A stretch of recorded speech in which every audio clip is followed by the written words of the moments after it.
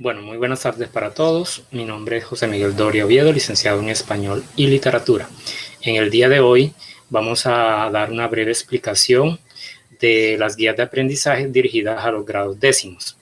Como ya ustedes tienen las guías de aprendizajes en sus casas, podrán encontrar las explicaciones en nuestra fanpage del José Eustacio Rivera. Asimismo, se compartirá el enlace por los diferentes grupos de WhatsApp. Esta breve explicación va a tener desde el inicio de la guía hasta el final. La estructura, lo que tiene que ver con el contenido de las actividades y el final, que es la guía de cómo se va a presentar las actividades. Bueno, entonces esperamos que tengan acceso a estas pequeñas videoclases, las cuales son de mucha importancia para el desarrollo de las guías que tienen en sus casas. Vamos a compartir pantalla para dar inicio con la guía número 1. Recuerden que por los grupos de WhatsApp se les compartió las guías que van de la 1 a la 4. El día de hoy vamos a tratar de explicar algunas de ellas. Vamos a iniciar con la guía número 1. Vamos a compartir pantalla.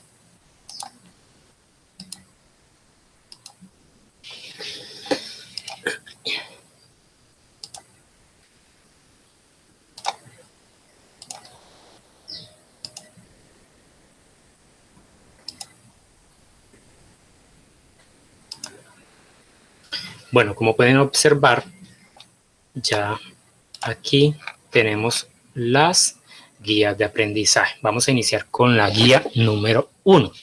Esa guía está estructurada de la siguiente forma. Tenemos allí el tema principal, tenemos lo que tiene que ver con el contenido de estándares, derechos de aprendizaje y evidencias de aprendizaje. Entonces, luego encontramos lo que tiene que ver con la exploración de los conocimientos previos, que es lo que se puede saber antes de. Luego encontramos una pequeña introducción, ¿sí?, con relación a la temática. Otra conceptualización ya con relación a los puntos claves que se van a desarrollar dentro de la guía.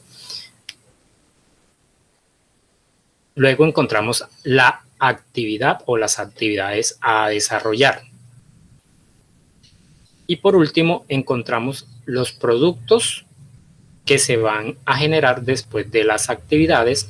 Encontramos bibliografía, encontramos la heteroevaluación, la autoevaluación y la ficha de datos que se van a llenar al finalizar la guía. Entonces vamos a dar inicio con el tema. Esta guía de aprendizaje tiene como tema principal el referente narrativo. Este referente narrativo tiene unos subtemas que son el tiempo narrativo, analepsis y prolepsis en casos particulares, tenemos el espacio narrativo y tenemos el punto de vista o focalización. Bueno, como lo habíamos dicho, esta guía está dirigida a los estudiantes de los grados décimos del Colegio José Eustacio Rivera. Vamos a dar inicio con el tema del referente narrativo. Vamos a explicar la palabra referente.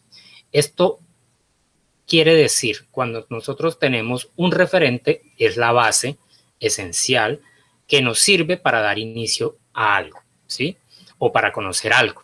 Eso significa la palabra referente. Entonces, cuando hablamos del referente narrativo, nos enfocamos específicamente al género narrativo. El género narrativo, recordemos que es aquel que se encarga de narrar o contar hechos o acontecimientos, ¿cierto?, en un espacio y en un tiempo determinado. Y quienes realizan acciones en este, digamos, tema de la narrativa, se les llama personajes. Bueno, con relación al referente narrativo, pues nosotros sabemos que se puede trabajar desde el punto de vista de la novela, del cuento, de la historia, del ensayo, que son géneros o subgéneros narrativos. Nosotros acá en esta guía de aprendizaje vamos a trabajar el género narrativo a partir de los cuentos apólogos, ¿sí? Estos cuentos apólogos ya ustedes los van a encontrar en la guía. Son 2 cuentos, en cada uno de ellos es una lectura breve, corta, ¿sí?, de una explicación muy sencilla. Los cuentos apólogos son aquellos cuentos que tratan acerca de las historias de unos personajes que por lo general tienen características humanas, ¿sí? Y que al final de esta lectura vamos a encontrar una enseñanza, ¿sí? Algo que nos sirve a nosotros para la vida. Bueno, vamos a dar inicio con la parte número 2 de la guía, que es la exploración de los conocimientos previos. Como lo habíamos dicho, los géneros narrativos podemos encontrar varias clases, entre ellos ya ustedes han trabajado mitos, leyendas, cuentos, novelas, fábulas, etc. Estas formas narrativas ustedes las trabajan desde el punto de vista del tiempo, del espacio, de los personajes y del narrador. Cada una de estas partes ya ustedes las conocen y ustedes han venido en el transcurso de su vida estudiantil, han venido trabajando las diferentes formas narrativas. Entonces, para nosotros identificar de qué tipo de texto estamos hablando, entonces hay que leer, hacer una lectura muy detallada para ir identificando personajes, ¿sí? Para ir identificando el tema del cuento, digamos, el narrador, entre otras cosas. Entonces ahí vamos a encontrar unos interrogantes en estos conocimientos previos. ¿Cómo se clasifican estos? ¿Sí? ¿Cómo lo puedes identificar? ¿Cómo sabes tú qué es la narrativa? ¿Sí? Entonces, como ya hemos visto muchos temas acerca de narrativa, entonces es fácil de dar nuestras propias apreciaciones. En la introducción vamos a hablar acerca de qué es un cuento apólogo, ¿sí? Estos cuentos, recordemos que son cuentos en prosa o en verso, que están escritos de una forma que tiene que ver con la manera de querernos enseñar algo. Por eso su objeto, ¿sí?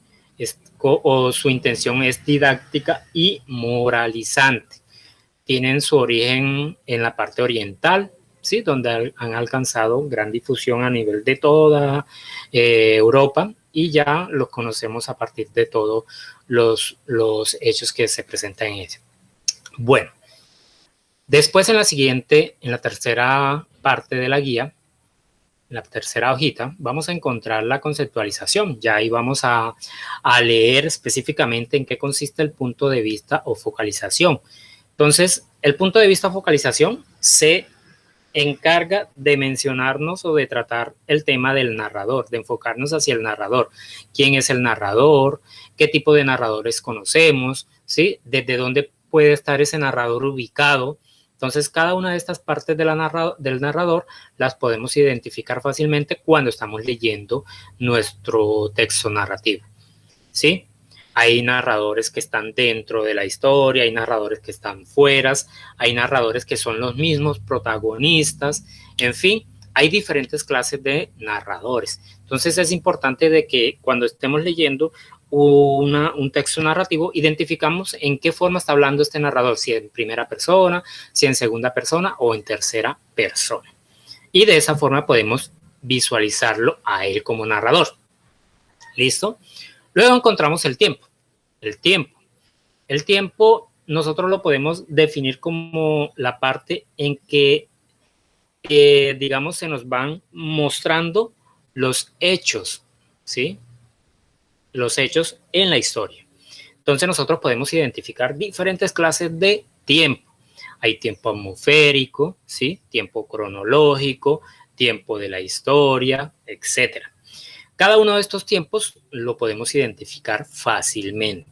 Por ejemplo, cuando nosotros hablamos de tiempo cronológico, nosotros estamos leyendo el relato.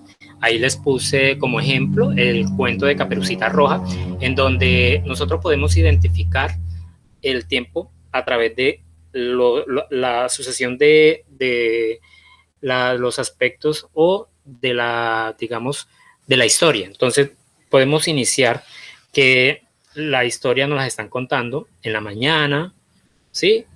Luego nos hablan de una tarde, luego nos hablan de una noche. Ahí estamos hablando de tiempo cronológico, ¿sí? Es muy importante que detallemos estas partecitas, ¿sí? Entonces, cuando estamos identificando el tiempo, de una vez podemos decir qué clase de tiempo se está manejando. Asimismo, nosotros encontramos el tiempo atmosférico, ¿sí? Hay un tiempo atmosférico que nos dice hace frío, hace calor, es de día, es de noche. Entonces, tiempo atmosférico.